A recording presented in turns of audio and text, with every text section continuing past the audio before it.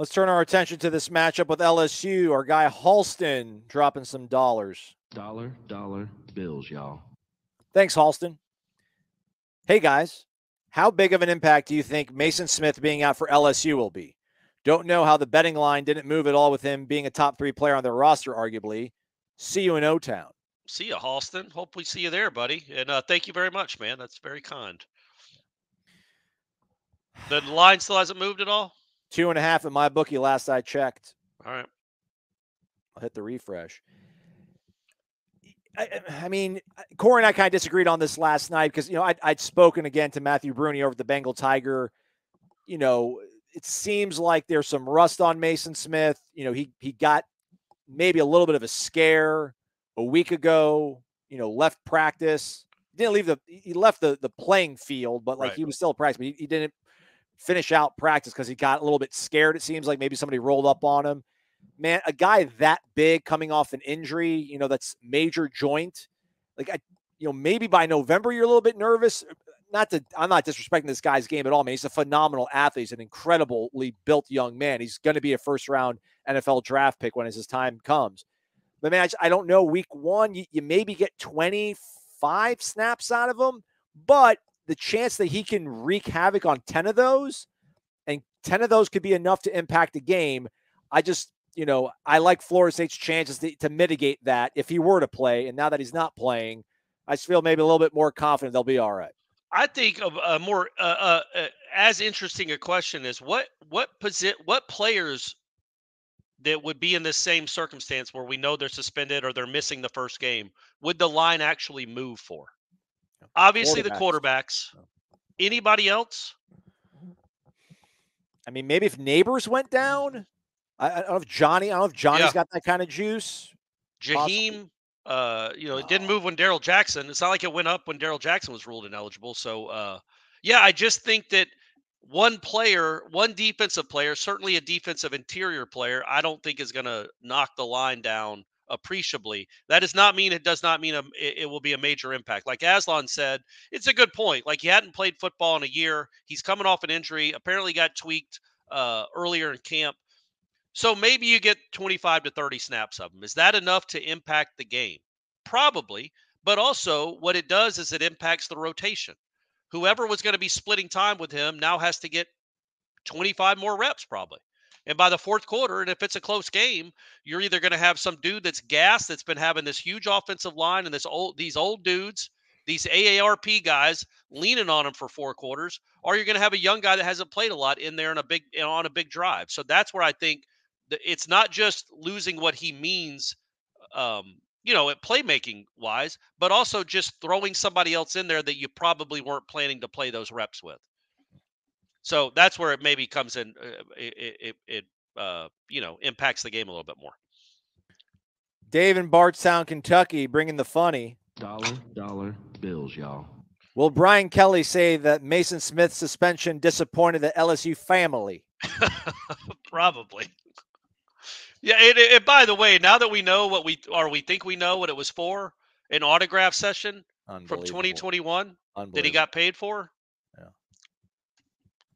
I mean, literally, like, he probably is making 6 figures to play football at LSU right now this year. He's probably got a contract that he signed, and he's doing a Raising Cane's commercial or something, and he's making 6 figures, but he got a few $100 to sign his autograph 2 years ago, and he's sitting out one of their most important games of the year. The NCAA is just a beautiful, beautiful thing. Antoine Stone, who ends the year as the best defensive back on the team? Well, you know where I'm trending.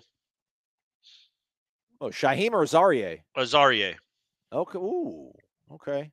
Buddy, it's not just like, we all know the physical tools. We all know how he started out last fall. And then, quite frankly, he was fine. He played a lot for a true freshman in a pretty experienced secondary. So, he's got talent and skills, but he wasn't great. Nor should he be as a true freshman. And quite frankly, he wasn't all that good in the spring. Now, again, all that good makes it sound like he was bad. No, he just wasn't.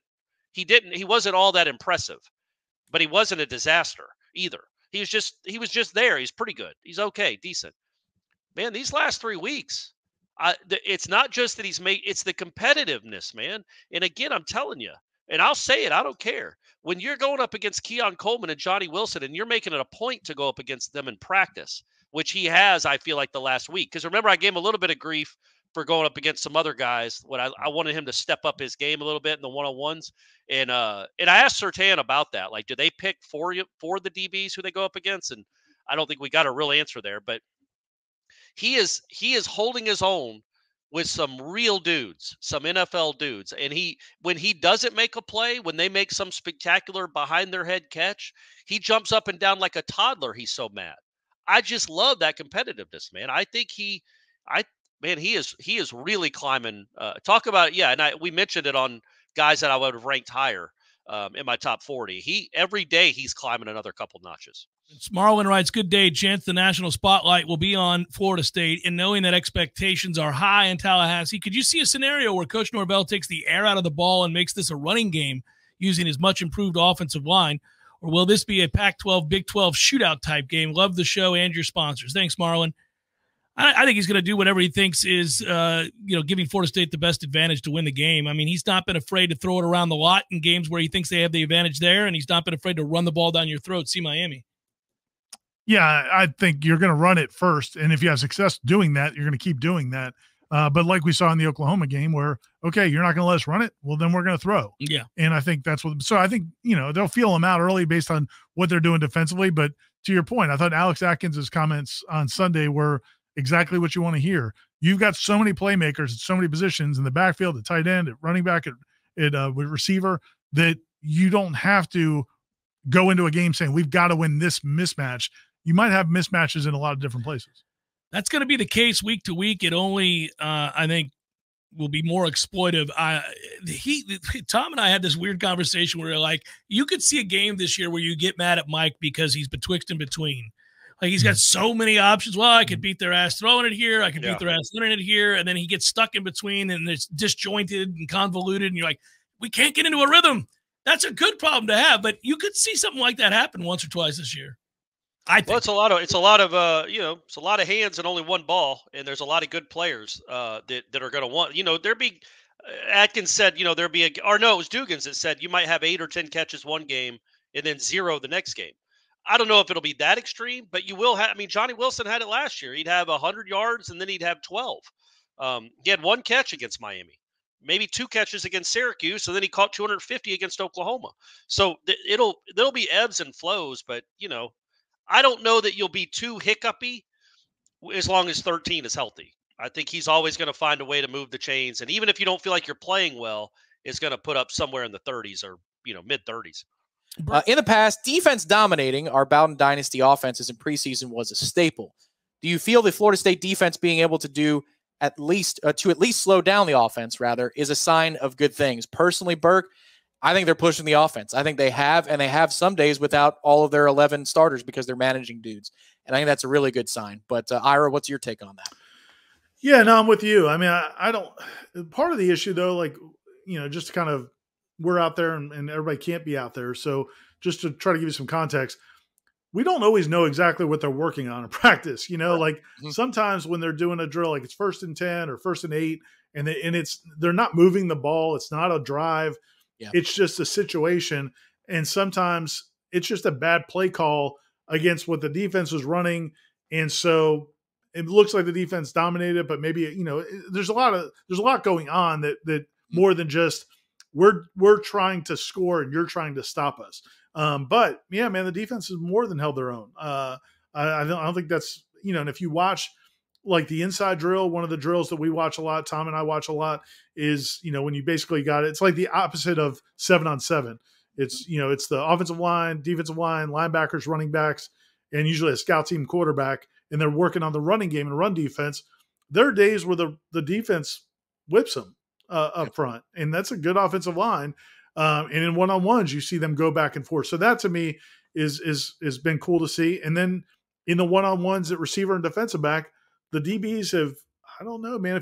What would you say, Tom, if you charted every one-on-one receiver DB drill, tight end safety drill, tight end linebacker safety drill, since camp started, like who do you think's got the edge? I think the offense does, but I don't think I've seen. But that's the nature of that drill, though. I mean, correct. Yeah, I don't know if it's more than the curve. Like, for example, I've heard Right. reports out of LSU, some media members saying that, the receivers might beat the defensive backs 90% of the time. Like, it's not like that. It's certainly not that. And the other day in one of those run game drills you were talking about, I think I charted 12 plays, and maybe it was 7 to 5 for the defensive line, which is a huge win for the offense because you could just cheat against a run there. You're not being kept. Yeah, there's no threat of a pass. Yeah. Right. It's a run game drill. It's the nature of the drill. Like sometimes the quarterback will tuck it or keep it, and then, guys get looking foolish. But generally speaking, that's not what they're trying to work on. So, I've been very impressed with the quality of the competition. There have been so many camps before this one where a certain position group, like I'll go back to defensive backs 2 years ago against the receivers. I don't know how much I'm learning in 7-on-7, Ira. The receivers aren't very good. Like, I don't know how much I'm learning. I feel like I'm learning so much each day.